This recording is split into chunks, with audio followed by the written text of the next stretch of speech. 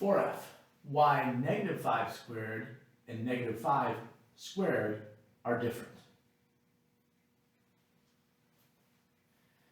Any number multiplied by negative 1 will result in the additive inverse. If you remember, we said that the additive inverse was basically just changing the sign. If you have a positive number, it now becomes a negative number. If you have a negative number, it now becomes a positive number. Well, if you multiply any number by negative 1, then the number is going to stay the same, but the sign's going to change. If I take negative 1 times 5, 1 times 5 is, and remember, with multiplication of signed numbers, if the signs are different, then the result is negative, and then you just multiply the numbers. 1 times 5 is 5, signs are different, so negative 5. Negative 1 times 2, times negative 2, right? The signs are the same, so it's going to be positive. 1 times 2 is 2. So anytime you multiply a number by negative 1, you're just changing the sign of the number. Well, that means an additive inverse is really doing that same thing. It's just the same as multiplying a number by 1.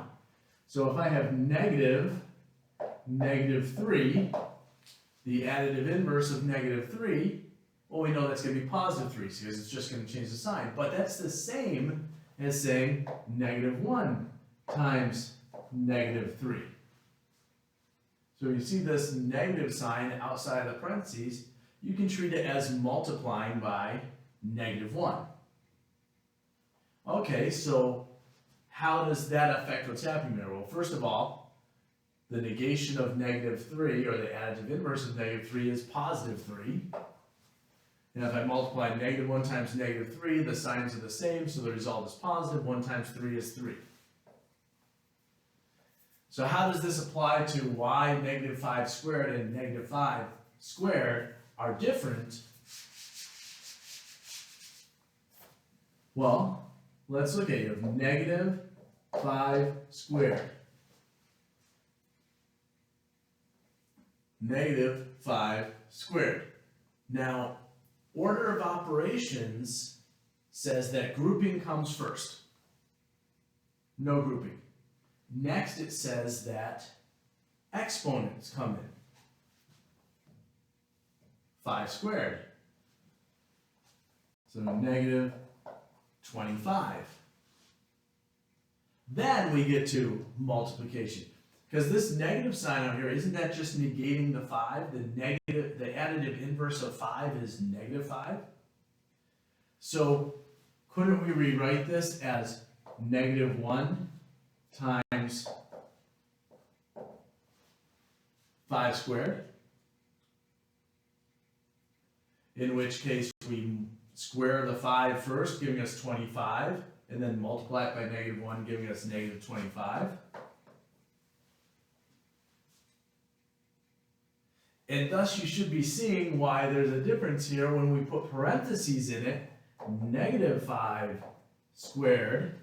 Now the parentheses say do this first. Negate 5 first, giving us negative 5. Then square it, which that says negative 5 times negative 5. Right? Negative 5 squared is negative 5 times negative 5. Multiply, you get 25. Negative times negative, signs are the same, so positive, so you get positive 25. So negative 5 squared gives us 25. So notice the difference is the sign, and that's really what you're going to see as the difference. Now, if you plug this into your calculator, you're going to see that happen. Someone tells you to take the square of negative 5, and you type it in as negative 5 squared, your calculator is going to tell you it's negative 25, because it's going to follow order of operations and square the 5 first and then negate it.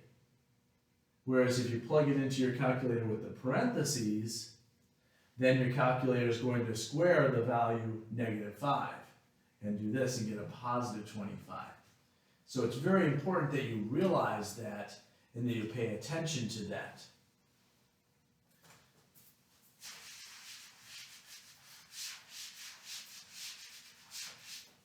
So without a calculator, that means if I take negative 6 squared, negative 6 squared, I'm squaring it, so I've got a negative times a negative, the signs are the same, it's going to be positive, so negative 6 times negative 6 gives me positive 36. If I take negative 7 squared, I'm going to square it first and then put the negative. 7 times 7 is 49, negative 49. So it's all about recognizing that. Well, what happens if I cube it? If I raise it to the third power, to the fourth power, to the fifth power? If you raise it to an even power, so if you take I'm just going to deal with negative 3 for the fun of it. Negative 3 raised to some power. Okay? And I'm just going to put even. If negative 3 is raised to an even power, that means we're taking an even number of negative 3's and multiplying together. And remember what I said about multiplying multiple negative numbers together. The number of negative signs tells you whether the result is going to be positive or negative. If you have an even number of negative signs, the result's going to be positive. If you have an odd number of negative signs, the result's going to be negative. So if we have an even number of these, 2, 4, 6, 8, so it's raised to an even power, we're going to have an even number of negative signs, which means the result is going to be positive. So that's going to be positive 3 to the whatever power that was. I'm just going to put even again. So if this was negative 3 to the 4, it'll be positive 3 to the 4. If you have an odd exponent, then that's going to give you you're going to multiply an odd number of negative numbers together, which means that you're going to have a negative result. Negative 3 raised to the odd, whatever that turns out to be. So let's put a number in here and see what happens. Negative 2 cubed. Right? This is odd, so that tells me that it's going to be negative 2 cubed. Well, 2 cubed is 2 times 2 times 2, or 8. So that's going to be negative 8. Well, what is it really telling me to do? It's saying take negative 2 and multiply it by negative 2 and multiply it by negative 2. That's an odd number of negatives. So therefore, it's just 2 times 2 times 2 is 8, and it has negative. Or if we want to break it down even more, negative 2 times negative 2, signs are the same. So we multiply and make it positive, gives me positive 4 times negative 2. Positive 4 times negative 2, signs are different. The result's going to be negative. 2 times 4 is 8. So this is the process that we're dealing with. I'm just breaking it down so we can see a little better what's happening and why that works that way. Remember, when you're multiplying signed numbers, every time you get 2 negatives being multiplied together, that's going to turn into a positive. So if you have an even number of these, like let's say we change this to 6. Well, what's that going to do to us? Well, that means we've got times negative 2 times negative 2 times negative 2. Right? So we have all that. Well, every 2 of these, signs the same. So that's going to have a result that's positive, so that's going to be 4. Not plus. Negative 2 times negative 2, signs are the same, result's going to be positive, 4. Negative 2 times negative 2, the result's going to be positive, 4. And notice that it turned all of my negative signs into positive. They're all positive now, because every time I had a pair of negatives, they canceled out and turned into positives. So if I have an even number, it's going to be positive. 4 times 4 is 16, times 4 is 64. So negative 2 to the 6th is 64. And please plug that into your calculator. Make sure it's correct. Okay? But that's how we work with that. Well, let's include some order of operations in this and see what happens.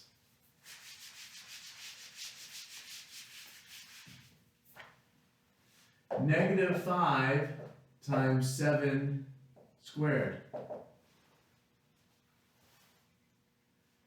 Okay, so we got negative 5, 7 squared. Well, that just has that 5 in there, but it's still negation, right? So order of operations, 7 squared gives me 49 times negative 5. If I multiply negative 5 times 49, I get a negative because the signs are different. And I get 245.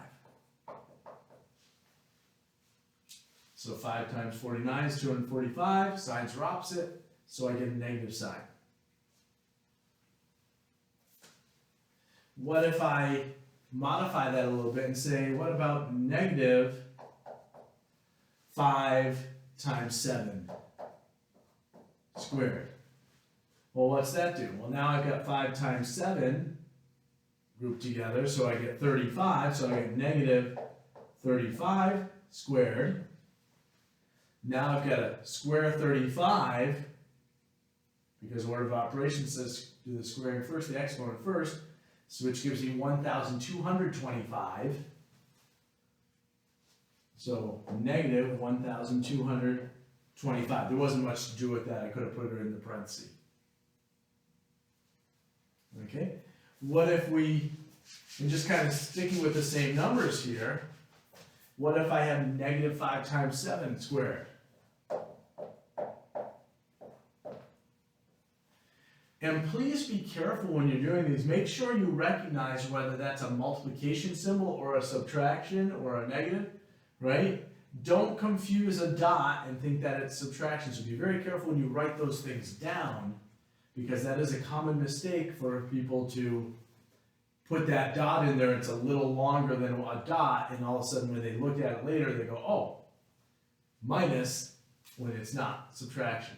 So here I've got negative 5 times 7, the grouping, right, which gives me negative 35 squared.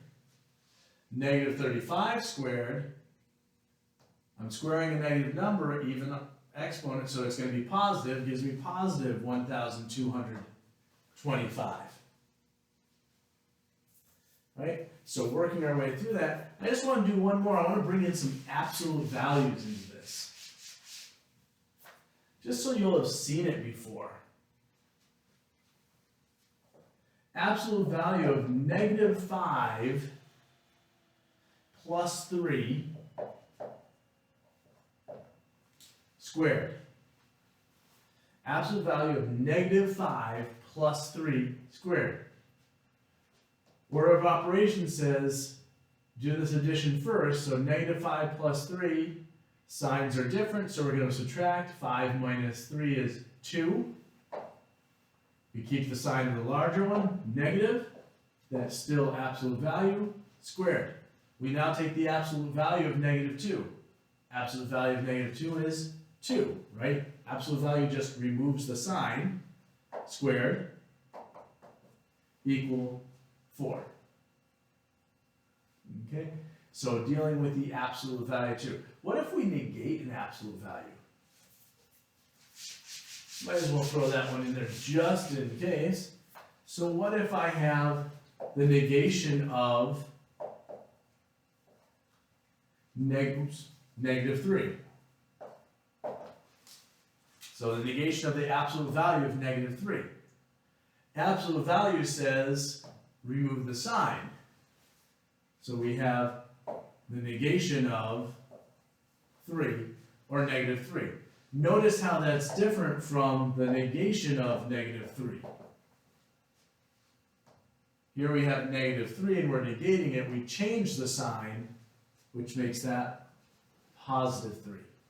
So I hope we explained why negative 5 squared is different than negative 5 squared.